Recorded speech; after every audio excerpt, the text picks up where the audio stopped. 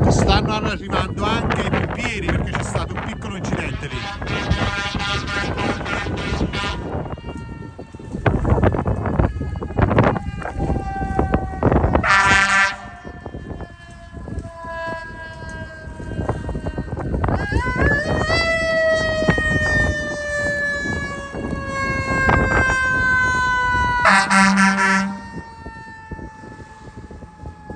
Sì, c'è stato un incidente. Speriamo che nessuno si sia fatto male. Torniamo a casa.